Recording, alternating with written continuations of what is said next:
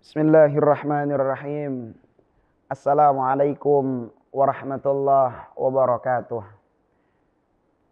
Innal hamdalillah alhamdulillahilladzi ja'ala syahru Ramadan sahrus syiyam wa syahrul ibadah.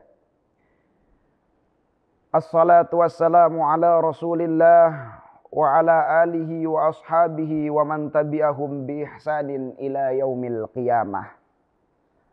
Qala rabbi syrah li sadri wa yassir li amri wahlul 'uqdatam min lisani yafqahu qawli.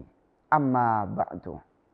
Pemirsa Nasional Televisi dimanapun Anda berada, semoga selalu dalam lindungan dan rahmat Allah Subhanahu wa ta'ala. Amin. Ya Allah, ya Rabbal Alamin. Di sore hari ini tidak banyak yang saya sampaikan. Saya cuma mengingatkan jangan sampai kita berpuasa tapi tidak mendapatkan apa-apa karena tidak tahu makna puasa itu sendiri. Lantas apa makna dari puasa? Dikatakan sudah jelas ketika kita sahur di masjid-masjid mengatakan al-imsak, itu adalah puasa. Jadi puasa itu adalah al-imsak artinya. Apa itu al-imsak? Al-imsak adalah menahan. Dalam konteks ini puasa bukan hanya menahan makan dan minum saja dan juga berhubungan kalau kita mempunyai istri. Tidak itu saja. Kalau hanya itu, kata guru saya dulu diibaratkan, apa bedanya kita dengan kambing, dengan domba yang hanya ditahan satu hari untuk tidak makan, tidak minum, tidak jima, tidak berhubungan. Apa bedanya? Kambing juga bisa. Ketika kita contohnya kambing kita pisahkan, tidak kita kasih makan seharian, tidak dikumpulkan dengan yang perempuan, kambing perempuannya, maka kambing tersebut juga bisa menahannya. Lantas puasa itu apa kalau tidak menahan makan dan minum? Ternyata al-imsak ala kulli syai', menahan atas segala sesuatu yang dapat merusak amalan ibadah kita. Apa yang dapat merusak amalan ibadah kita?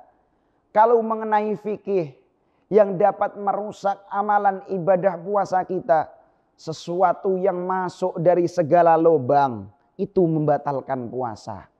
Bagaimana jarum suntik? Ini sudah banyak perdebatan di kalangan santri. Di Bahsul Masail mengatakan, kalau kita sakit, contohnya kita wajib suntik kayak corona kemarin. Kita wajib vaksin. Bagaimana hukumnya? Boleh.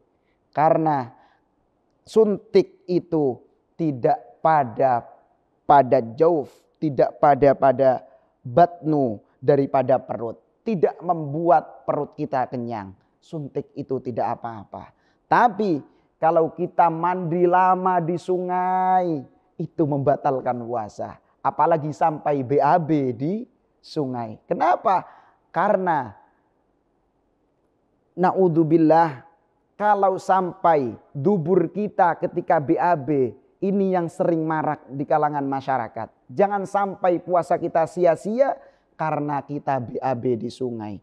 Kalau dubur kita masukkan ke dalam air, itu membatalkan puasa ketika BAB. Kenapa? Dubur kalau kita masukkan, maka dia akan menghisap daripada air tersebut. Maka itu di dalam fikih membatalkan puasa. Jangan sampai, ayo hati-hati terhadap amalan ibadah puasa kita. Kita jaga, kita imsak, kita tahan sesuatu yang nikmat-nikmat. Itu yang membatalkan puasa.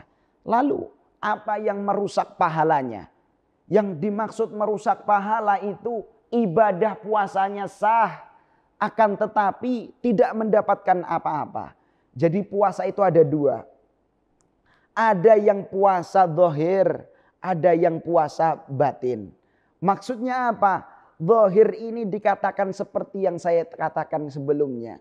Puasa yang hanya menahan daripada lapar dan dahaga saja. Tapi puasa batin maksudnya puasa dari segala hal yang membatalkan, yang dapat merusak amalan ibadah kita. Entah itu maksiat, entah itu apa, semuanya yang dapat merusak amalan ibadah kita, itu adalah puasa batiniah kita. Jadi puasa bukan hanya sekedar imsak daripada makan dan minum saja. Akan tetapi hakikatnya puasa menahan daripada sesuatu hal yang merusak segalanya. Menggunjingkan orang lain, ghibah, namimah, itu kata ulama-ulama kita yang merusak amalan ibadah kita. Bahkan dahulu ketika Idul Fitri, Rasulullah Shallallahu Alaihi Wasallam itu ditanya oleh sahabat, "Ya Rasulullah, saya itu sudah puasa penuh di bulan suci Ramadan. Saya itu sudah sholat malam setiap malam, tahajud, taraweh, witir setiap malam. Akan tetapi ya Rasul, saya itu tidak baik kepada tetangga saya. Tetangga saya ada yang meninggal. Ada yang meninggal waktu Ramadan, saya tidak tahu karena kelaparan." Kata Rasulullah, dia itu adalah orang yang tidak dicintai Allah. Dia adalah orang yang dilaknat oleh Allah. Oleh karenanya, jangan hanya mementingkan diri kita sendiri ketika berpuasa. Maka sunnahnya kita itu memberikan takjil, memberikan puasa, memberikan bukaan kepada orang lain. Kenapa? Itu sunnah daripada umat Nabi Muhammad SAW. Karena kenapa? Lis-shaim farhatani. Orang yang berpuasa itu memiliki dua kebahagiaan. Iftarun indal iftar. Lis-shaim farhatani, farhatun indal iftar. Wa farhatun indal liqa'i rabbih. Kesenangan yang pertama orang yang berpuasa itu adalah ketika berbuka.